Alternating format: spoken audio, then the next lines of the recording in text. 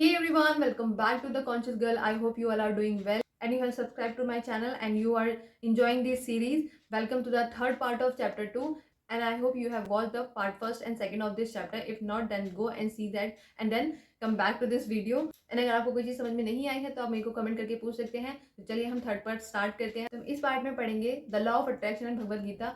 Law of attraction को भगवद गीता में कैसे कृष्णा जी ने इंट्रोड्यूस किया है उसको हम पढ़ेंगे कि कैसे भगवद गीता भी हमें लॉ ऑफ अट्रैक्शन के बारे में बताती है। इसमें एक कोड दिया गया है, तो जो हमारी आत्मा है हम उसे किसी भी वेपन से, किसी भी अस्त्र शस्त्र से नहीं काट सकते हैं। इसे हम दफना नहीं सकते हैं, इसको हम जला नहीं सकते, इसको हम सुखा नहीं सकते। तो जो आत्मा है उसे कहा गया है कि वो अमर है। सबको जानते हैं कि आत्मा को अमर कहा गया है कि इंसान का शरीर मरता है लेकिन इंसान की आत्मा नहीं मरती है। तो हमारी जो एनर्जी है, सोल कह सकते हैं, स्पिरिट कह सकते हैं, कुछ भी आप इसे कह सकते हैं, ना ये डिस्ट्रॉय की जा सकती है ना ये क्रिएट किए जा सकते। ये सिर्फ ट्रांसफॉर्म कर सकती है अपने फॉर्म को। यही हमने लॉ ऑफ एनर्जी में भी पढ़ा था कि हम जो एनर्जी है उसको ट्रांसफॉर्म कर सकते हैं। उसको ना हम कभी एंड कर सकते हैं ना हम उसको कभी बना सकते हैं। तो वो ना क्रिएट की जा सकती है और ना ही डिस्ट्रॉय की जा सकती है, ये सिर्फ ट्रांसफॉर्म हो सकती है। तो इसी तरीके से भगवद गीता में भी बताया गया है कि इंसान का शरीर पैदा होता है और मरता है। इसी तरीके से आत्मा, सोल जो है वो ना कभी मरती है और ना ही कभी वो पैदा होती है। ये सिर्फ अपना फॉर्म चेंज करती है from one life to another. ये चीज़ साइंस के डिस्कवर करने से सदियों पहले कृष्णा जी ने भगवद गीता में डिस्कवर कर दी थी। तो यही फिजिक्स में भी समझाया गया है और यही भगवद गीता में भी समझाया गया है। तो ये दोनों चीज़ें सेम है। तो इट मीन्स कि ये कोई फिलोसफी नहीं है, ये एक साइंटिफिक टर्म है, लॉ ऑफ अट्रैक्शन, जिसको लोग समझते नहीं है तो उसको लोग इसका मैजिक का नाम दे देते हैं। तो आप इसको साइंटिफिक टर्म में समझिए और इसको यूज़ करिए। अगर आपको कोई कहता है ना कि क्या मैजिक है, क्या है ये, तो उनको कहिए कि पहले आप अच्छे से समझिए, फिर आपको पता चलेगा कि कोई मैजिक नहीं है, ये साइंस है। ठीक है, और आप बहुत लकी हैं कि आपको इसके बारे में पता है। सेकेंड पॉइंट जो इसका है, nothing ever dies not take birth, everything always exist. ना कोई चीज़ मरती है ना कोई चीज़ पैदा होती है, सब ऑलरेडी एग्जिस्ट करता है। तो एवरीथिंग ऑलवेज एग्जिस्ट, सब चीज़ें पहले से ही एग्जिस्ट कर रही हैं। ठीक है, तो फिजिक्स कहता है कि जो टोटल अमाउंट ऑफ एनर्जी है, हमने पीछे पढ़ा था कि जो फिजिक्स कहता है कि टोटल अमाउंट ऑफ एनर्जी जो यूनिवर्स में है वो कभी भी ख़त्म नहीं होती है, वो कांस्टेंट रहती है। ठीक है, ना कोई चीज़ इस लाइफ में वेस्ट होता है, ना वो लॉस्ट होता है, ना वो खोता है। वो जो है वैसे का वैसा ही रहता है। जो एनर्जी है ना वो ख़त्म होती है ना वो गुम होती है, जितनी है वो कॉन्स्टेंटली उतनी ही रहती है। ये फिजिक्स भी कहता है, यही भगवत गीता में भी कहा गया है। भगवत गीता में कहा गया है कि सब कुछ पहले से ही एग्जिस्ट करता है, कोई चीज़ पैदा नहीं होती है, कोई चीज़ डिस्ट्रॉय नहीं होती, ख़त्म नहीं होती है। ठीक, सब कुछ ऑलरेडी इसमें एग्जिस्ट कर रहा है पहले से ही। थर्ड पॉइंट जो कहा गया है वो ये है कि भगवान हमारे अंदर ही है। अगर हम सच में भगवान को ढूंढना चाहते हैं तो उनको हमें अपने अंदर ही ढूंढने की ज़रूरत है, क्योंकि भगवान हमारे अंदर ही रहते हैं। ये चीज़ फिजिक्स में भी कही गई है, क्योंकि हम सेम ही एनर्जी से बने हैं और भगवान भी सेम ही एनर्जी से बने हैं। तो ये कहना गलत नहीं है कि भगवान हमारे अंदर ही है। अगर भगवान एनर्जी है और हम भी एनर्जी है, हम भी सेम ही एनर्जी से बने हैं, तो ये तो सेंस की बात है कि भगवान हमारे अंदर ही है।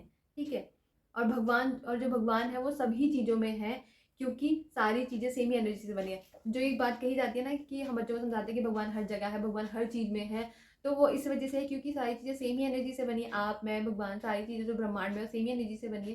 तो इसी वजह से भगवान हमारे अंदर भी है और भगवान हर जगह हर चीज़ में, क्योंकि उनकी एनर्जी और हम सबकी एनर्जी सेम ही है। अगर हम साइंटिफिक टर्म में देखें और हम अगर स्पिरिचुअल टर्म में देखें तो ये एक ब्रिज की तरह काम करता है। जो इनके बीच का गैप है उसको खत्म करता है कि जो साइंटिफिक टर्म में भी और भगवत गीता ना मतलब रिलीजियस टर्म में भी ये चीज़ें सेम ही है। तो मतलब कि ये सारी चीज़ें जो है वो रियल है, तो मैजिक नहीं है। ये रियलिटी में सदियों से एग्जिस्ट करता आ रहा है, इसके बारे में लोगों को पता नहीं है तो लोग इसलिए इसको मैजिक कहते हैं। और जो भगवत गीता में ये भी कहा गया है कि ये जो पूरी दुनिया है, जो जिस दुनिया में हम जी रहे हैं, जो वर्ल्ड है, ये एक मटेरियलिस्टिक वर्ल्ड है। ठीक है, जिसको हम इल्यूजन कहते हैं। जो मटेरियलिस्टिक वर्ल्ड है इसको क्या कहते हैं, हम इल्यूजन कहते हैं। और इसको भगवत गीता में कृष्णा ने माया कहा गया है, और माया का मतलब ही इल्यूजन होता है। तो ये जितनी भी चीज़ें हम देखते हैं, मटेरियलिस्टिक चीज़ें जितनी हम देखते हैं, ये सब माया है। बाकी सारी चीज़ें एनर्जी, जैसे कि ये जो सारी चीज़ें हम देखते हैं, मटेरियलिस्टिक चीज़ें जो हम दुनिया में देखते हैं, ये क्या है, ये माया है, इल्यूजन है। ठीक है, तो दिस वर्ल्ड इज इल्यूजन। तो हम सब क्या है, इल्यूजन ही है, हम रियल नहीं है। जो एनर्जी है वो रियल है, ये सारी चीज़ें इल्यूजन है, ये खत्म हो जाएंगी, लेकिन जो एनर्जी है वो कभी भी खत्म नहीं होगी। Krishna says that the world we perceive is maya और इल्यूजन।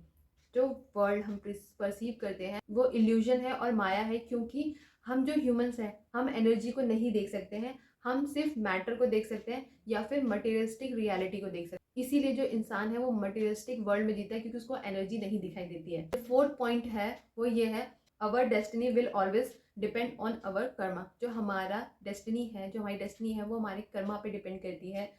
जो भी हम एक्शन लेते हैं उसमें एनर्जी होती है। जो हमारे एक्शंस होते हैं उनमें क्या होती है, एनर्जी होती है विद सर्टेन फ्रिक्वेंसी। एनर्जी तो हर चीज़ के अंदर है, लेकिन जो हम एक्शन लेते हैं जिस एनर्जी के साथ, उस एनर्जी की एक फ्रिक्वेंसी होती है, ठीक है। और as per the law of energy, like attracts like. तो law of attraction, law of energy के अकॉर्डिंग जो है लाइक क्या अट्रैक्ट करता है, लाइक मतलब सेम चीज़ें ही सेम चीज़ों को अट्रैक्ट करती हैं। तो इसका मतलब ये है जो आपने एक्शंस लिए हैं तो सेम ही फ्रिक्वेंसी की चीज़ें एज अ रिजल्ट आपके पास आएंगी। जो आपने एक्शन लिया उसकी एक फ्रिक्वेंसी होगी, तो उस फ्रिक्वेंसी पे जो चीज़ होगी वो ही लौट के आपकी ज़िंदगी में एज अ रिजल्ट आने वाली है। अगर आपने एक्शन लेते टाइम आपकी जो फ्रिक्वेंसी थी वो बहुत ही हाई लेवल पे थी, तो बहुत ही पॉजिटिव फ्रिक्वेंसी वाला रिजल्ट आपकी लाइफ में आने वाला है। तो ये डिपेंड करता है कि आपके एक्शन लेते टाइम आपकी फ्रिक्वेंसी क्या थी। तो जिस फ्रिक्वेंसी पे वो एक्शन लिया गया होगा एज अ रिजल्ट, वो ही फ्रिक्वेंसी जो है आपकी लाइफ में एज अ रिजल्ट आने वाली है। ये इम्प्लाई करता है कि जो हमारी डेस्टिनी है वो हमारे कर्मा पे डिपेंड करती है। तो अगर हम इसे लॉ ऑफ अट्रैक्शन की लैंग्वेज में ट्रांसलेट करते हैं तो your destiny depend on the frequency of your Karma. तो आपकी जो डेस्टिनी है आपके कर्मा की फ्रिक्वेंसी पे डिपेंड करती है कि आपने किस फ्रिक्वेंसी पे आपने वो कर्मा किया, आपकी नेगेटिव पे किया या पॉजिटिव पे किया। तो जो भी आपकी फ्रिक्वेंसी रही होगी तो उसी फ्रिक्वेंसी पे जो है आपके डेस्टिनी है वो डिपेंड करती है। आपके कर्मा की फ्रिक्वेंसी पे आपकी डेस्टिनी डिपेंड करती है। In spirituality frequency is called consciousness. Spirituality की अगर हम बात करते हैं, धर्म कर्म की अगर हम बात करते हैं, धर्म की अगर हम बात करते हैं, तो धर्म के लेवल पे, स्पिरिचुअल लेवल पे इसको कॉन्शियसनेस कहते हैं। जिसको हम फ्रीक्वेंसी कहते हैं लॉ ऑफ अट्रैक्शन की लैंग्वेज में, उसको हम कॉन्शियसनेस कहते हैं स्पिरिचुअलिटी की लैंग्वेज में, ठीक है। तो अगर हम कहते हैं कि हम डिफरेंट डिफरेंट फ्रिक्वेंसीज पे हैं, ठीक है। हम सब क्या कहते हैं, हम सब क्या करते हैं, हम सब डिफरेंट लेवल ऑफ फ्रिक्वेंसी पे वाइब्रेट करते हैं। इसी तरीके से स्पिरिचुअल लोग कहते हैं कि वो different different level of consciousness पे हैं। तो frequency is equal to consciousness. Frequency law of attraction का टर्म है, कॉन्शियसनेस स्पिरिचुअल लेवल का टर्म है, ठीक है। तो अगर हम बात करें कि हमारी जो फ्रीक्वेंसी है वो डिफरेंट लेवल पे है, तो वो कहते हैं हमारा जो कॉन्शियसनेस है वो डिफरेंट लेवल पे है, ठीक है। बात सेम ही है। तो इससे आपने देखा कि जो लॉ ऑफ अट्रैक्शन है वो कोई सिर्फ एक पॉजिटिव थिंकिंग वाला फिलॉसफी नहीं है। जो लोग कहते हैं पॉजिटिव सोचो, ये कोई सिर्फ फिलॉसफी नहीं है, ये एक साइंटिफिक फैक्ट है जो लॉ के साथ काम करता है, जो कि बहुत सेंचुरी से एग्जिस्ट कर रहे हैं। जो लॉ है, जिस लॉ से ये लॉ ऑफ अट्रैक्शन काम करता है, ये बहुत ही सदियों पहले से जो है ऑलरेडी एग्जिस्ट करते हैं ये लॉज, ठीक है। तो ये सिर्फ पॉजिटिव कहना कि इसे पॉजिटिव रहने से काम करता है, ऐसे नहीं है कि ये सिर्फ एक सिंपल फिलॉसफी है, ये एक साइंटिफिक टर्म भी है, ठीक है। तो जो लोग कहते हैं ना कि बस ये ऐसी ही है, तो ये ऐसी नहीं है, ये साइंटिफिक टर्म है। जिस दिन प्रूव होके as a law of physics पढ़ाया जाता है, उसे लॉ ऑफ अट्रैक्शन जब पढ़ाया जाने लगेगा तो लोग इसको और अच्छे से समझने लगेंगे। पर जिनको इसके बारे में पहले से ही पता है तो वो इसका फ़ायदा उठा करके अपनी लाइफ को और बेटर और बहुत अच्छा बना सकते हैं, और बहुत जल्दी अच्छा बना सकते हैं, और उन लोगों से काफ़ी ज़्यादा आगे निकल सकते हैं जिनको इसके बारे में नहीं पता है। तो अगर आपको इसके बारे में पता है तो be grateful, be thankful and feel special, because आपको इसके बारे में पता है। आप उन थोड़े से लोगों में से हो जिनको इसके बारे में पता है। तो हमेशा अगर आप लाइफ में कभी भी नेगेटिव फील करते हो कि अरे मेरी लाइफ में ये नहीं है, वो नहीं है, आपकी लाइफ में आपको तो पूरे आपके हाथ में ही जो है एक पूरा मैजिक दे दिया गया है, जिसको आपको सिर्फ यूज़ करना है अच्छे से, कॉन्शियसली, ताकि आप अपनी लाइफ को अच्छा बनाएं।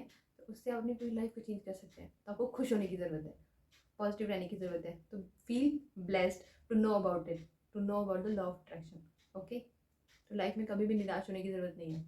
तो सारी चीज़ें एनर्जी हैं। तो जो भी चीज़ें आप अपनी लाइफ में चाहते हैं, आप उस एनर्जी लेवल को मैच करिए, वो आपकी रियलिटी बन के आपकी लाइफ में अट्रैक्ट होकर मैनिफेस्ट होगा। तो अगर आप अपनी लाइफ में सक्सेस चाहते हैं, अपनी लाइफ में ग्रोथ चाहते हैं, तो जब आप जो चीज़ अपनी लाइफ में चाहते हैं तो आप उसको इमेजिन करिए कि अगर आपकी लाइफ में ऐसा हो गया तो आप कैसा फील करेंगे, आपकी एनर्जी लेवल कैसा होगा, आपका वाइब्रेशन कैसा होगा, आप किस फ्रिक्वेंसी पे होंगे।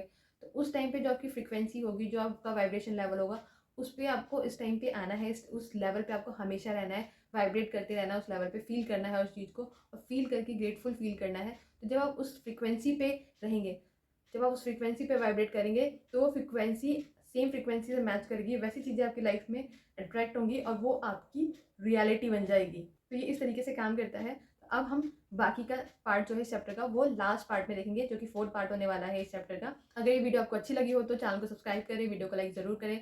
कोई भी क्वेश्चन है तो आप उसको कमेंट कर सकते हैं, मैं उसकी आंसर आपको ज़रूर दूंगी। और वीडियो अच्छी लगी हो तो इसको अपनों के साथ शेयर करें, जिसको लगता है आपको किसकी ज़रूरत है और आप चाहते हैं कि उसको भी इसके बारे में पता चले, तो उनके साथ इसे शेयर कर सकते हैं। अगर आप वीडियो अच्छी लगी हो तो चैनल को सब्सक्राइब जरूर करें, वीडियो को लाइक करें। And thank you for watching the video. मिलते हैं हम नेक्स्ट पार्ट में।